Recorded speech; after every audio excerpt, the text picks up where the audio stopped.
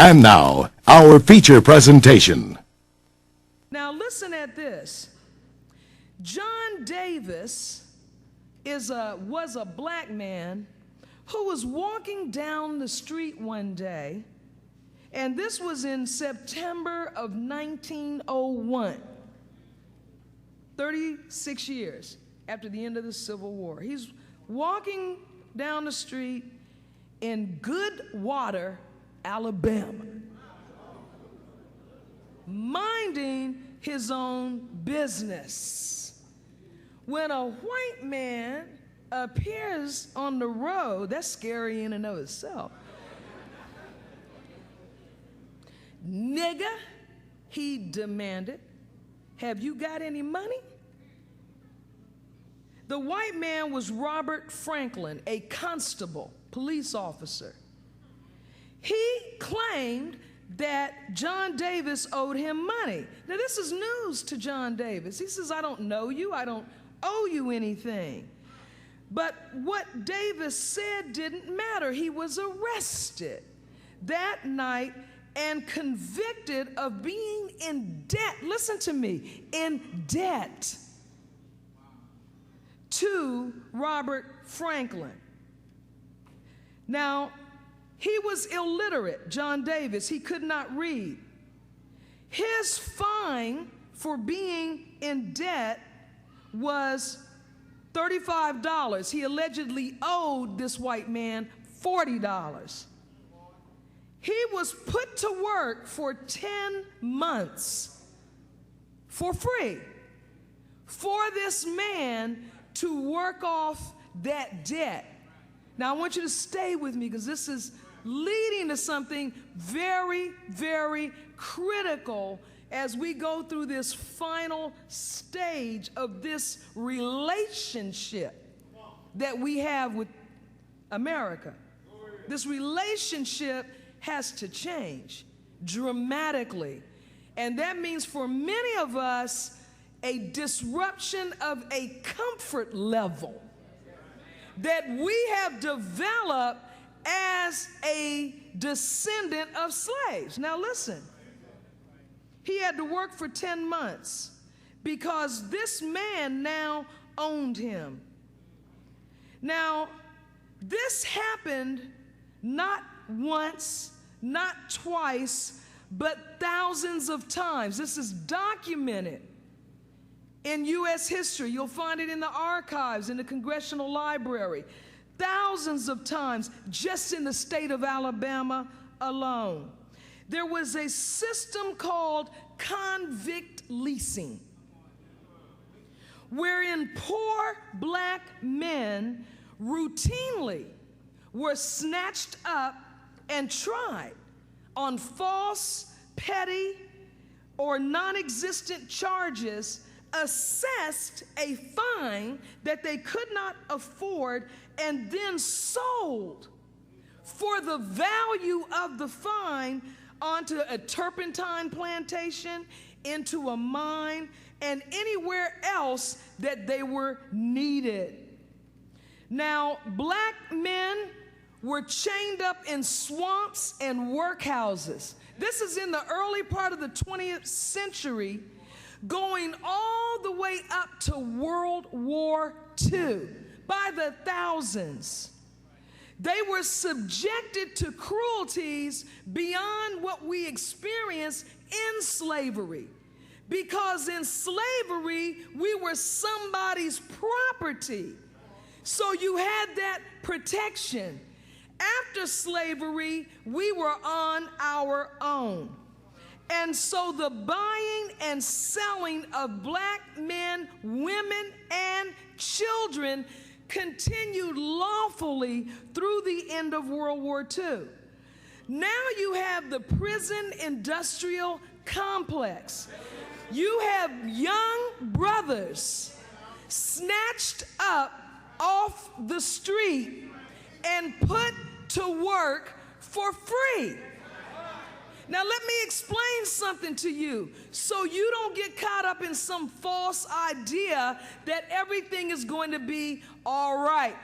Minister Farrakhan said it, and you can't refute it, that as long as we live with white people, we will live under them. Now, hold on.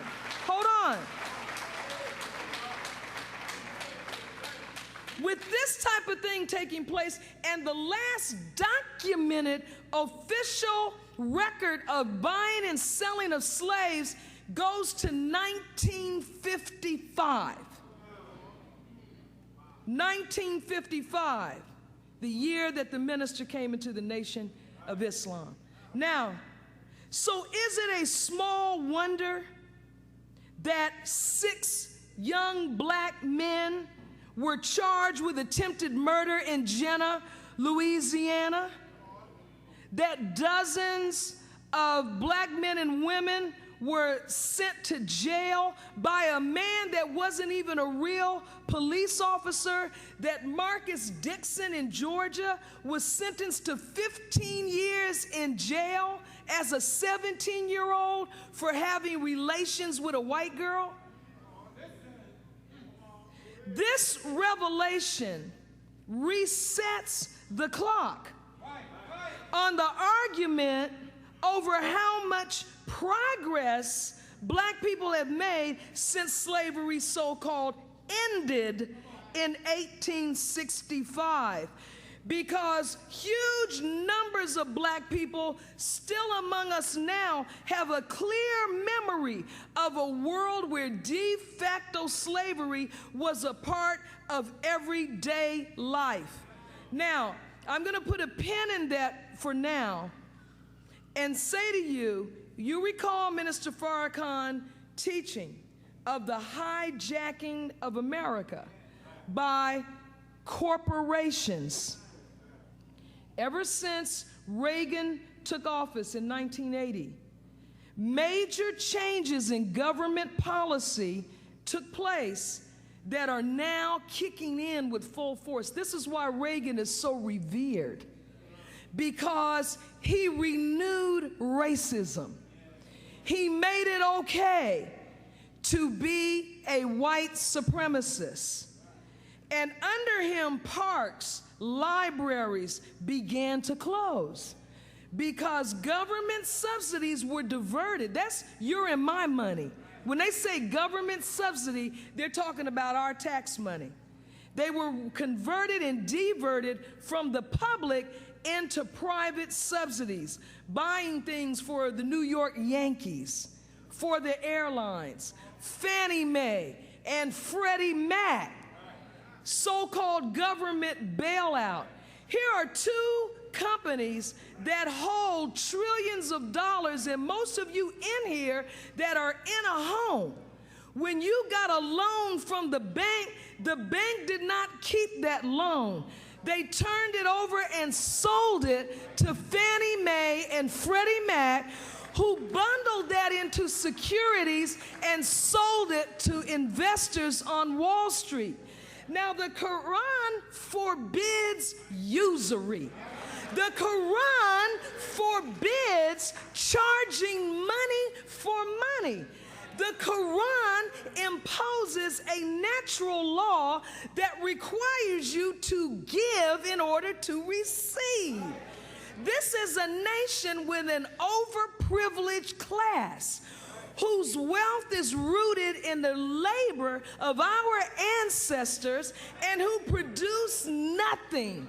You have hedge fund managers who are getting bonus checks for $1 billion because you and I are being charged exorbitant interest rates because we continue to remain enslaved to white America through a system of debt that may be lawful in this country, but it is unlawful according to this book.